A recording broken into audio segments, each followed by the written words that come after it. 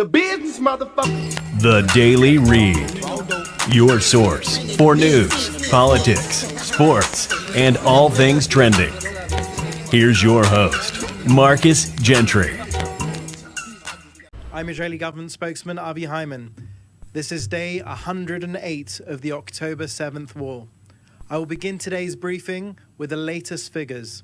Since our last update, the IDF announced that 3 more soldiers have been killed in battle.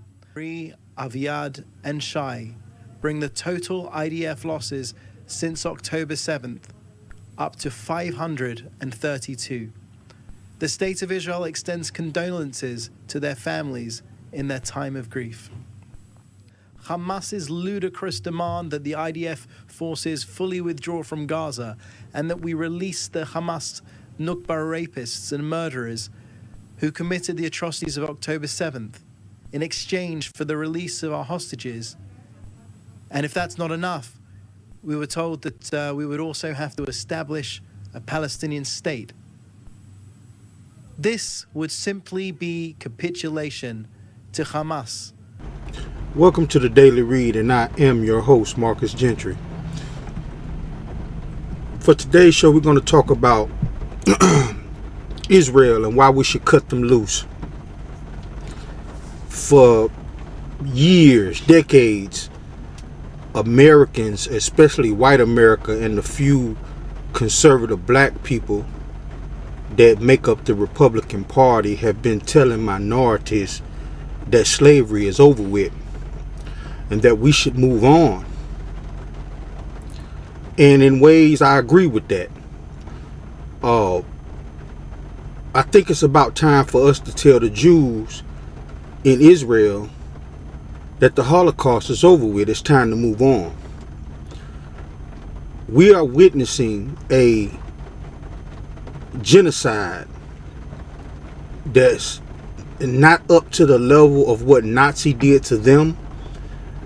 But as you can tell in that first clip, the opening clip, that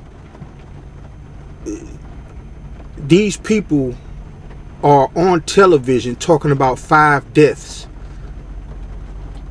of the Israeli soldiers that invaded the Palestinians' country. The Palestinians have lost hundreds of thousands of people. Actually, the correct number is about 25,000 people have perished at the hands of the Israeli army. This is a touchy subject because religion is involved. And we Americans have been basically the watchdogs for the Israeli people for decades. Ever since we sent them back from Nazi Germany. Yes, they were persecuted by Germany. Yes, Hitler tried to destroy them. But now that we've given them nuclear options, missiles, we've propped them up, set them up, I'm going to show you in this show how they're committing atrocities to the Palestinian people. And we need to back off them. And I feel that the only reason Joe Biden hasn't done anything about it yet is because of the election. You see, this is the perfect storm for Netanyahu. Netanyahu knows that Biden can't go against him on what he's doing with the Palestinians, because all of these Christians in America is going to rise up and vote against him in the coming election. And what's going to wind up happening, we're going to get a Nikki Haley president or a Donald Trump president. And we don't want that. So I'm finna get into these next clips because I'm going to show you how not only are they committing atrocities to the Palestinian people, but the reason why they're doing it. Later on in this show, we're going to get to that. But I want to go into some more of this, these clips, because there's a big distraction going on. You got America running around fighting some army called the Houthis. Nobody even heard of these people. I'm sure over there in Europe they probably heard of them, or in Africa. But that's a distraction. You got the American news showing you American ships fighting against the Houthis to distract you from what the Israeli people are doing to the Palestinians. Let's get this understood. Let's get into this next clip.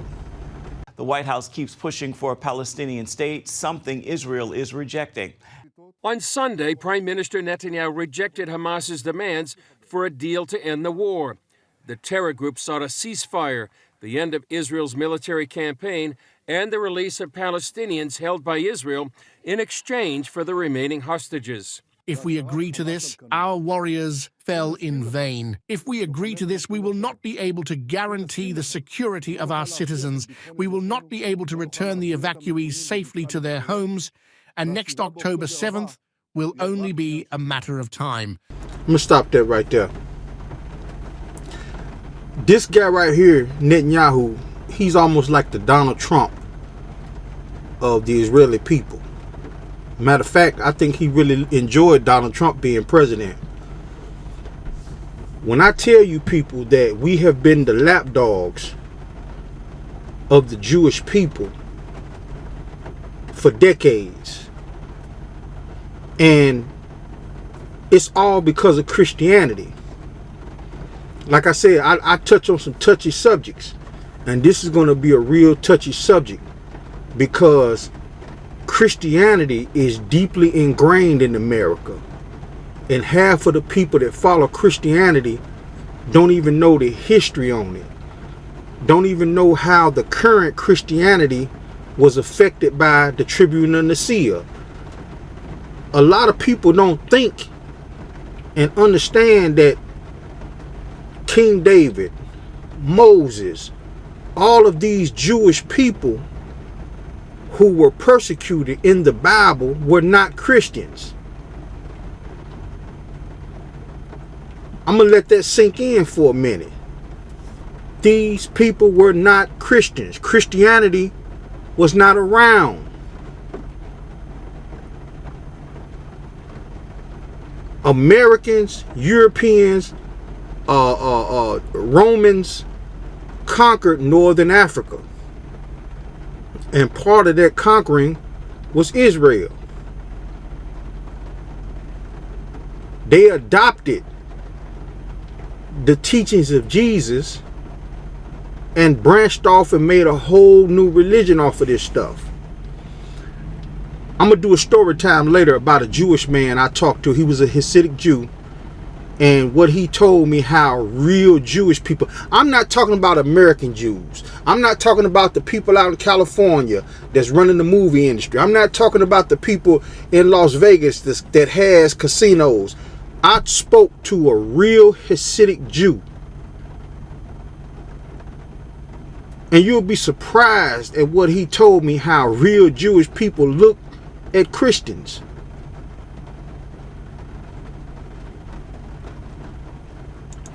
Let's get back into it. I am not ready to put up with such a fatal injury to Israel's security, so we will not agree to it. Netanyahu also denied a claim by President Biden that the prime minister might be open to some type of two-state solution. My insistence is what prevented for years the establishment of a Palestinian state, which would have posed an existential danger to Israel. As long as I am prime minister, I will continue to firmly stand by it. You heard what he said, as long as he's prime minister. Netanyahu has gotten himself caught up in a lot of things in his country. And some people even thought he was going to wind up in jail. A lot of corruption, a lot of things going on in Israel. And now he's playing that Trump card. He knows right now his people are angry at Hamas. His people are angry at the Palestinians because of the kidnappings.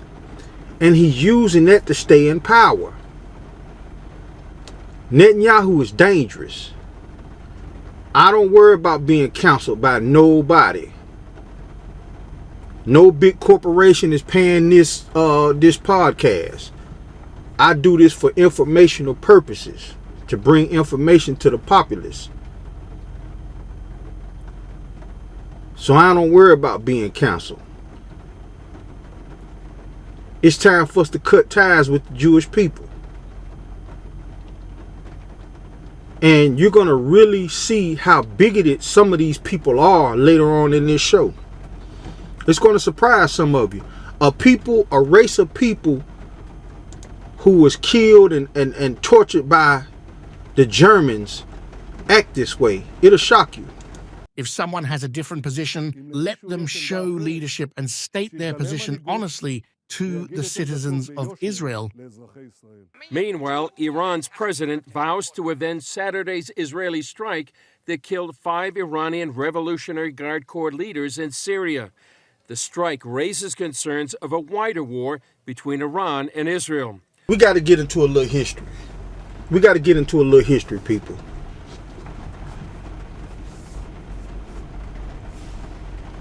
The Israeli people have been conquered several times by the Egyptians, by the Romans, by the Palestinians. Okay? Can you imagine? Okay, we took America. This is for all my guys who want me to break it down for you. We took America and say the United Nations came into this country. As I was saying, before we had this phone call, I'm gonna have to edit that out. But as I was saying, imagine the United Nations coming into America and telling the United States citizens, you took this country from the Native Americans. So now we're gonna give all of the Native Americans in this country, Utah, Montana, South Dakota, North Dakota. We're gonna get it to them. Okay. Now just imagine 50 years go by and slowly the Native Americans start taking land in Oklahoma, Missouri, Washington State, Idaho. You Americans, we Americans will be up in arms about that. And this is what's happening in Israel.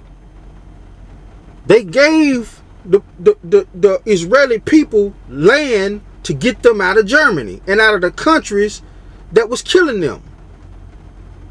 But now they're taking the Palestinian lands, forcing them out of their homes. And the next section of this show, this is what nobody's talking about. I'm going to show you why they're doing this. It's crazy. And no one even is even thinking about it. But I'm going to put it on your mind. Let's get back into this clip. Not only the government, Ephraim, and especially after October 7th, but I would say most of the population really doesn't have an appetite for a Palestinian state. There was some there on the border of Gaza who were very much in favor of pro-Palestinian state. They were attacked on October 7th. They worked with Palestinians from Gaza. Many of them took Palestinians to the hospital. Many of those that lived in the kibbutzim on the border have had a change of heart. And I think that reflects much of what's happening in the Israeli population right now politically. And as you say, you saw that in Netanyahu. He's the one saying that he can prevent the U.S. and the international community from forming a Palestinian state because of the lot of pressure from the Biden administration and others that a two-state solution is the only solution after the war in Gaza is over. This first section, I wanted to show you that Benjamin Netanyahu is trying to stay in power so he can stay out of jail. He's taking a playbook straight out of Donald Trump's playbook. I'm finna show you on the next segment exactly why they are mass killing the Palestinian people. It's gonna shock you. It's gonna shock you. And for people who you know, are the lapdogs of the Israeli people, because Jesus came from the Jewish people. And Jesus is basically, you know, he's who the Christians base their religion off of. I'm hoping y'all following me. This is some tragic stuff. On this next segment, when we get back off this break, I'm going to show you why the Israeli people are mass killing and pushing the Palestinians off their land. We'll be The business, motherfucker. The Daily Read.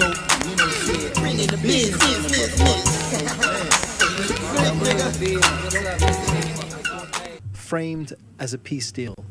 It only emphasizes just how important it is that we achieve a full victory in this war. There can be no path toward victory until Hamas is fully destroyed. Moving to an operational update.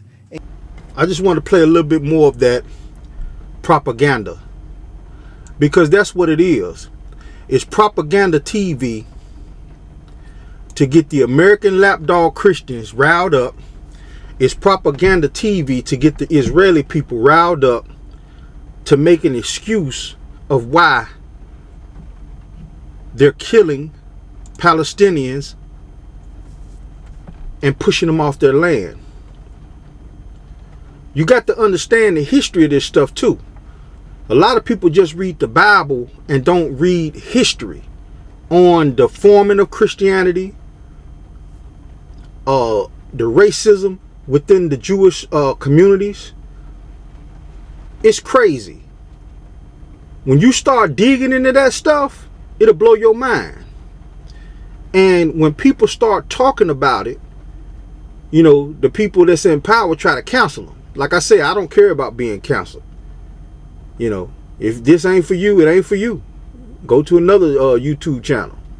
Go to another iHeartRadio channel. I don't care nothing about it. I'm going to speak my piece. Now I'm finna show you exactly why the Israeli people are mass killing these Palestinians. A growing number of Jews are returning to Israel. It's part of a fulfillment of prophecy spoken in the Bible. Reporter Charlene Aaron recently spoke with the head of one organization on the front lines of helping the Jewish people make their way home. In the early morning, 130 Ukrainian Jews landed in Tel Aviv to be. Earlier this year, immigrants from North America landed at Tel Aviv's Ben Gurion International Airport to make Israel their home. Seeing Jewish people return to Israel is literally watching Bible prophecy unfold. Isaiah, Jeremiah, and Ezekiel all speak of the Jewish return to the land. It says several times in Isaiah, I will lift up a banner to the nations, to the Gentiles. They shall bring your sons and your daughters back. Many see the moment when these new immigrants step onto the tarmac here at Ben Gurion Airport as the time when the words of the Bible written thousands of years ago come to life. There has never been a people who have been exiled for so long who then return to their homeland. Now it's starting to come together. You see, that was European news, okay?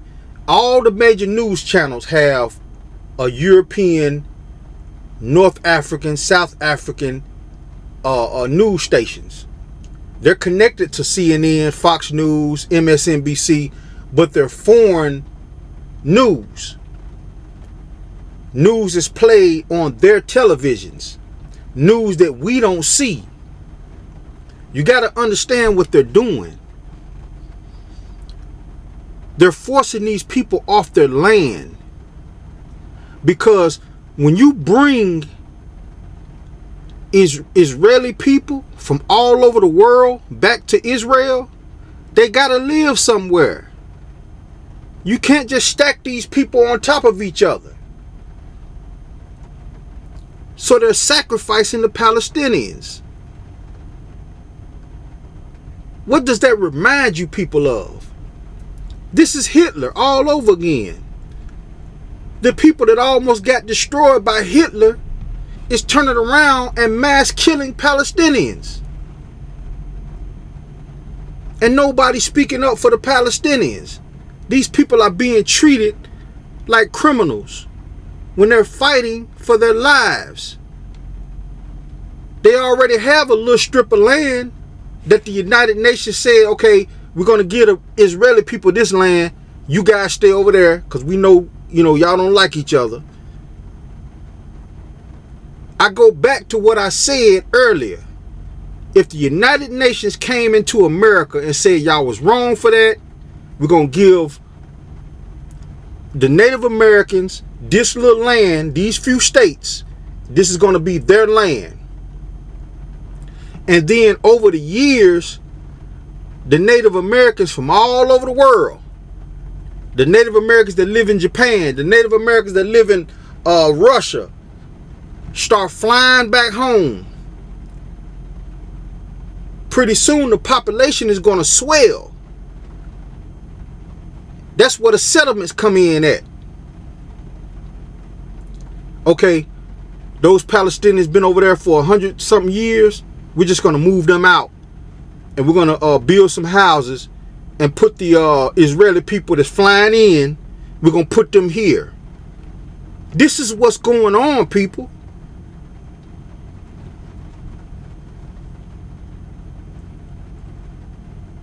People create situations, and when it blows up in their face, they have these talking points.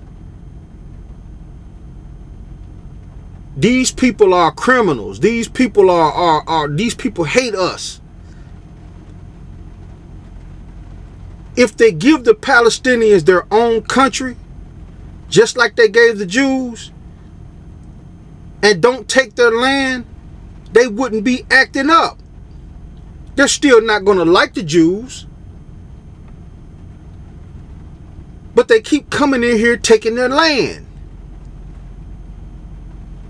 And then we get to another situation where we're going to go back to Barack Obama. The reason why a lot of Christians went so hard against Barack Obama is because he called the Jews out. When he was president, he called these people out. Like, what y'all doing?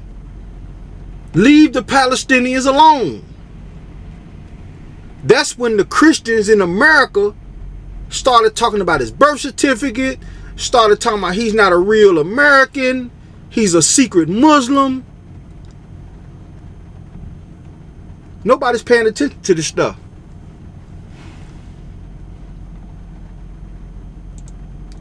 Let's continue on. Turn to their language.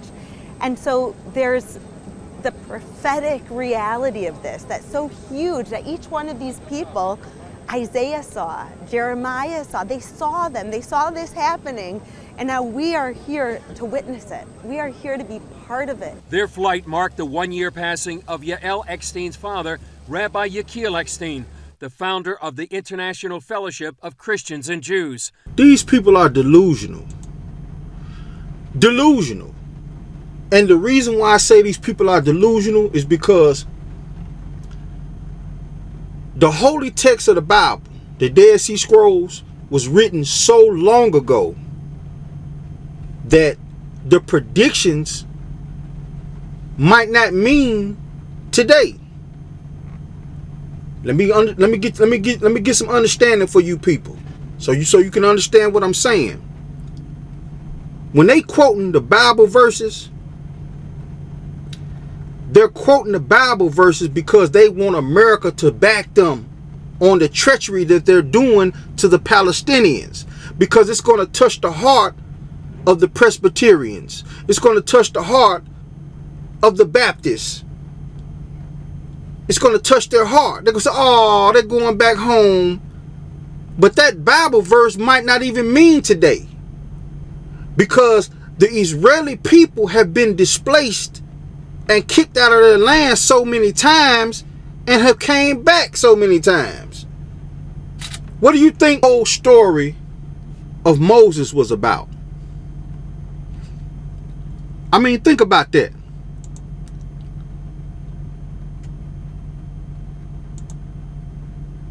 The Exodus. What did the people of Moses do when they left Egypt? They wandered around, and then they came back home. So what I'm trying to say is, these people are pulling what they want to pull out of religious text and using it as a weapon. They're using those Bible verses to give some kind of authority to the mass genocide of pushing the Palestinians out. It's crazy.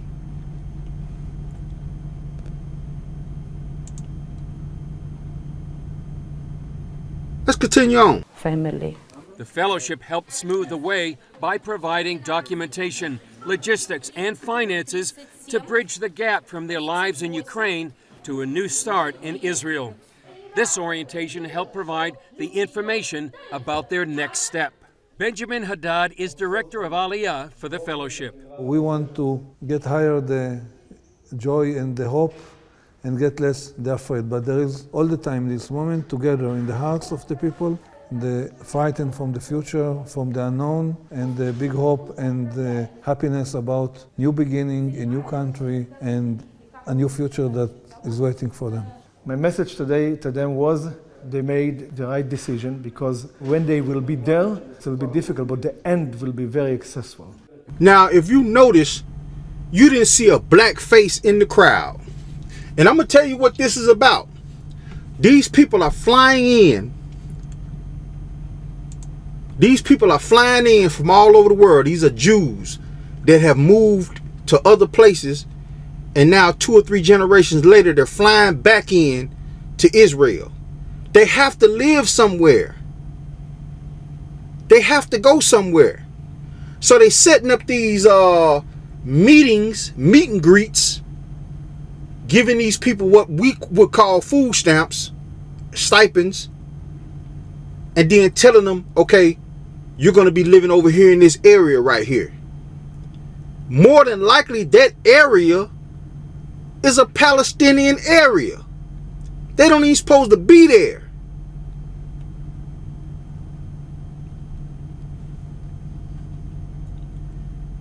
And then on top of that, these are some bigots.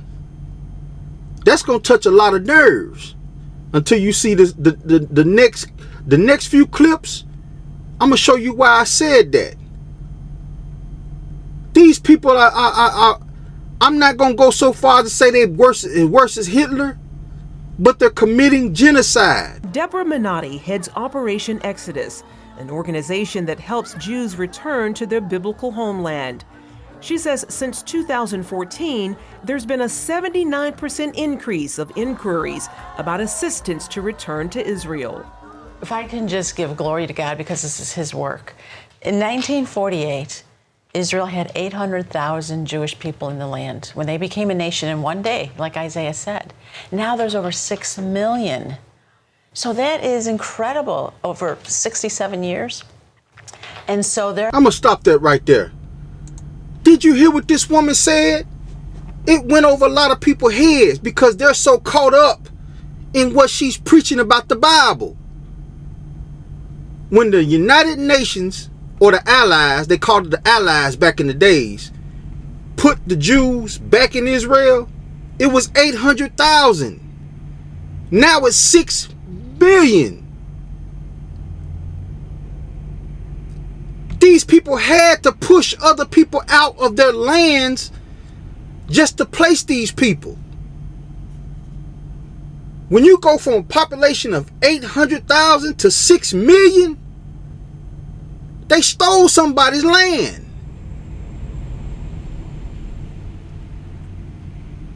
I hope I'm making some sense to some people out there, because I'm a more spiritual person. I believe in God. I believe in the higher power. I don't prescribe to a religious doctrine, especially not Christianity,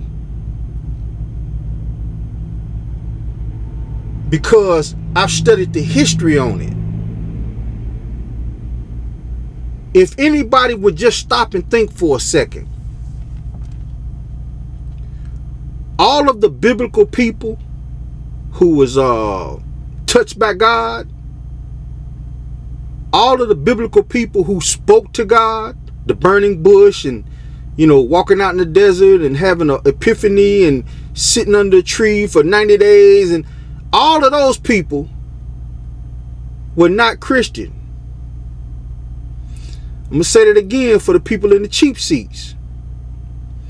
All of the people who were prophets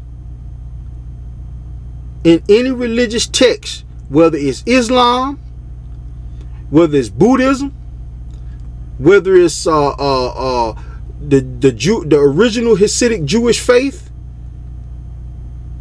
none of those people were Christian. I want y'all to put it in the I want y'all to go down in the comments after you listen to this show. Go down in the comments and tell me one person in the Christian faith that communed with God. One person. Put it in the comments. Christianity came as an offshoot of the Jewish faith. And the reason why is because real Jews don't accept Christians. Now we finna get into story time.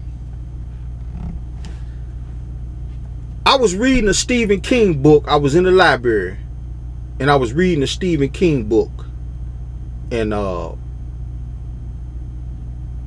seen a Jewish man. He was a Hasidic Jew. I sat at the table with him. I had the book, Nightmares and Dreamscapes. That's the name of the Stephen King book that I was reading. It was called Nightmares and Dreamscapes. I had it sitting on the table. I said, "Hey man, can I ask you a question?" He said, "Yeah." I said, my mother is a very devout Baptist.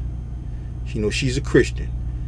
What do you think about Christianity?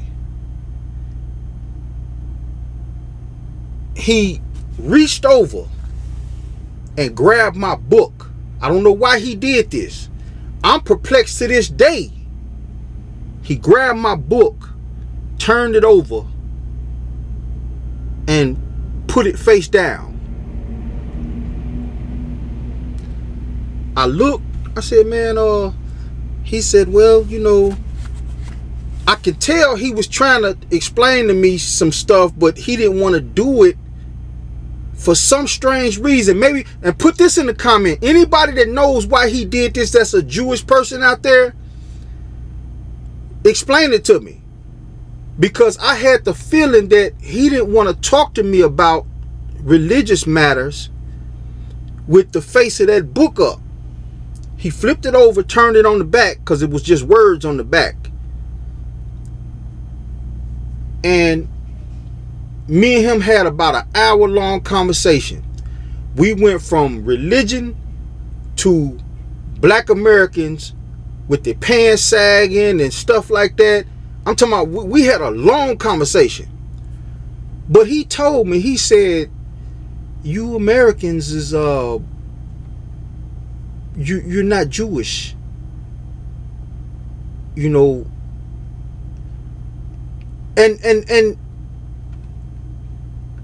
he explained it like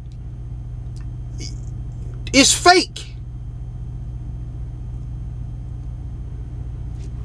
Understand what I'm saying, because I know I'm gonna upset some people. The way he explained it to me was,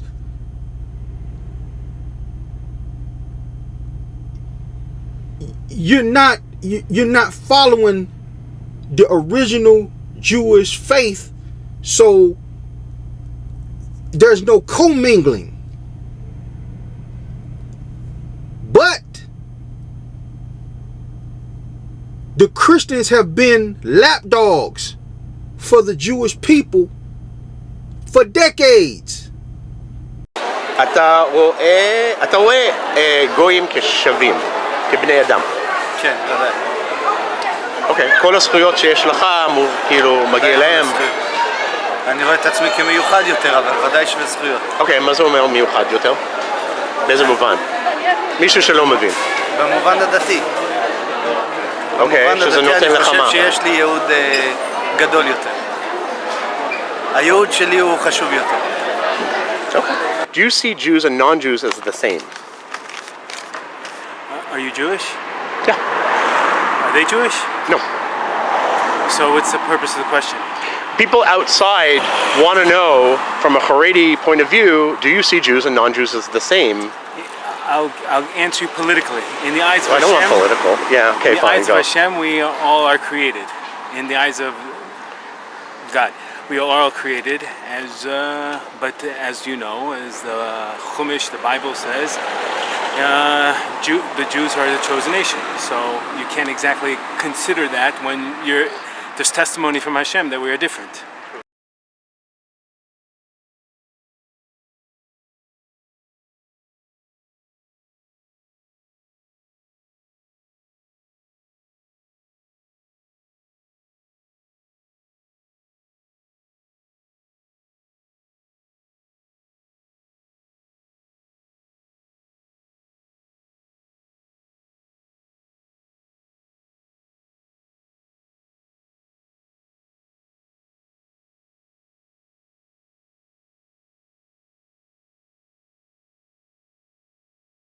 The business, motherfucker.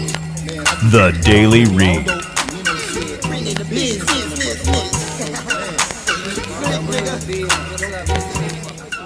California only has 100 Ethiopian Jews, including Samu and his family. Arriving at the age of 3, Esther, now 40, tells us about her school career in Beverly Hills.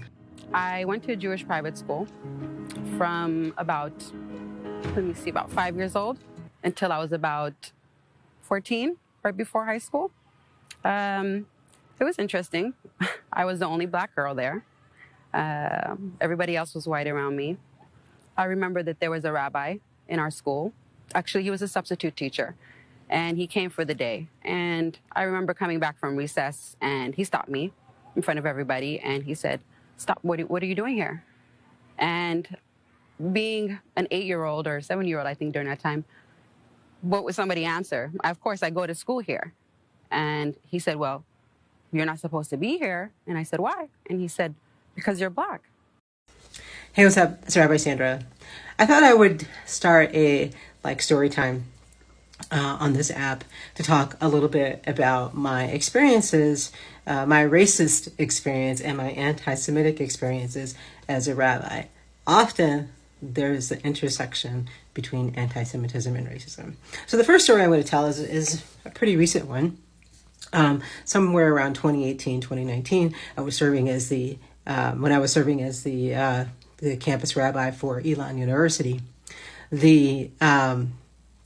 A parent and a daughter came in, and they came to Hillel and they wanted to meet the rabbi.